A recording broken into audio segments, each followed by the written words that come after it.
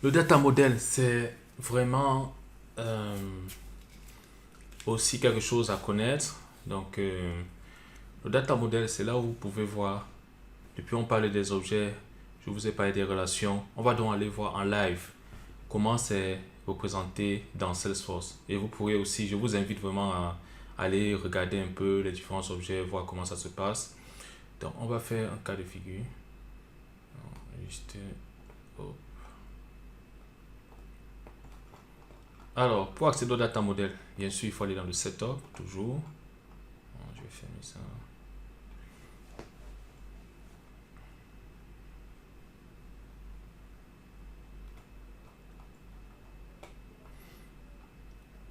Alors,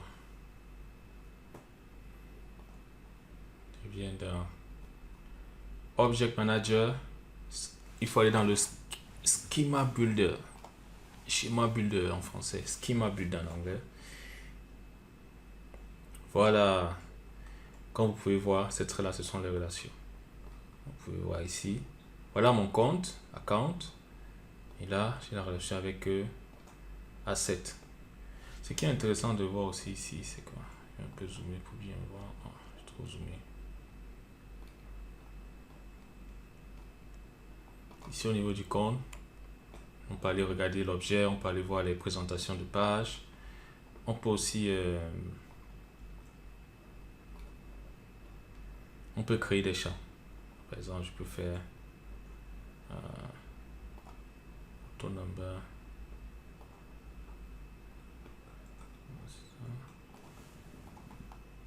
Alors, voilà, il faut faire du drag and drop. Donc, vous pouvez rajouter des champs là. Si par exemple, je fais ça, c'est un peu ça.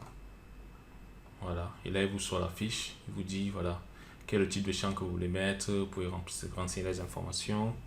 Mais bon, généralement, on ne le fait pas ici parce que, voilà, c'est pas très très convivial de le faire sur cette interface. Si on préfère le faire directement sur le compte, mais voilà, je voulais vous montrer que c'est aussi possible.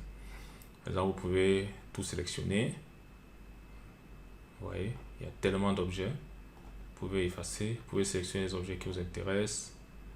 Je peux mettre campaign, case. Voilà, pour voir les relations. Si vous voulez zoomer sur un objet, vous cliquez là. Ça vous dit ok, voilà mon case. Vous voyez, là, case to case. Voilà. Vous mettez la souris au-dessus, ça vous dit le type de relation. Lookup relationship. On a vu les lookup relationship case to account. Lookup relationship case to account. Donc, voilà. Campaign, pareil. Ni rattaché à personne. C'est ça. Vous voyez.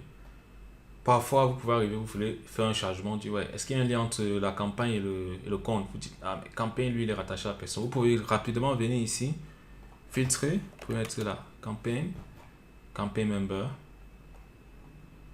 Voilà, comme je vous expliquais. Et là, si on met, alors, hop,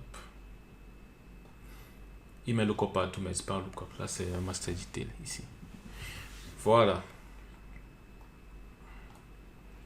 c'est bon. Donc, je pense que c'est l'essentiel. Vous pouvez zoomer, dézoomer, vous pouvez vous naviguer, regarder, voir les différents champs ici. Alors, une autre notion, nous avons le profil.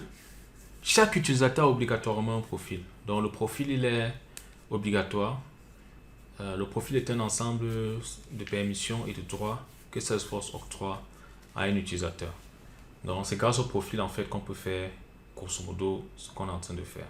Que c'est lui qui nous donne les permissions pour pouvoir aller dans la config. C'est la raison pour laquelle les utilisateurs, généralement, ne peuvent pas aller dans la config parce qu'ils n'ont pas la permission, ils n'ont pas le profil.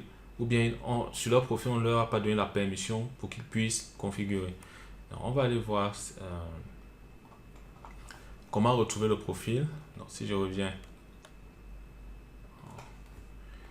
pour retrouver le profil, il faut aller toujours dans le setup.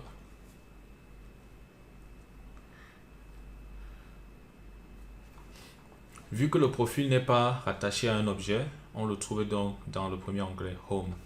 Et vous pouvez saisir Profile. Voilà, les profils.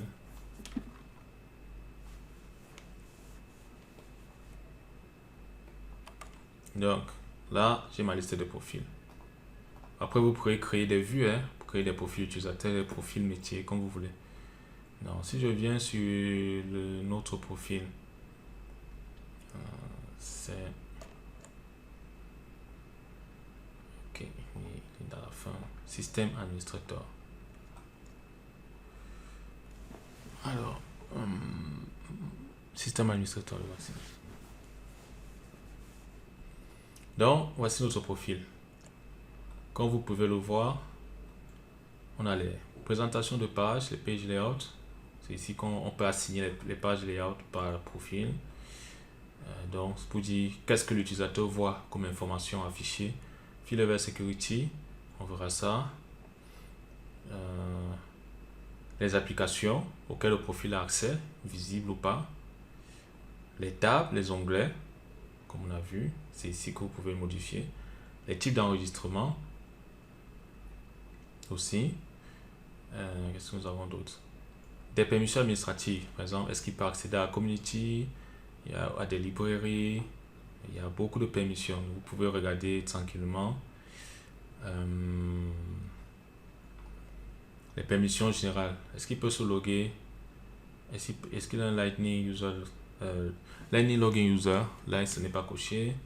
Est-ce qu'il a accès to view data assessment? Est-ce que je peux voir les données? Oui. Est-ce que j'ai accès aux activités? Oui. Est-ce que je peux assigner des topics à quelqu'un? Oui. Les topics c'est aussi un type d'objet. Un objet, pas un type d'objet. Je peux créer des topics, je peux supprimer des topics. Je peux pas faire tourner des flows. On verra, je peux exécuter un rapport. Je peux envoyer des mails. Je peux envoyer des emails non commerciaux.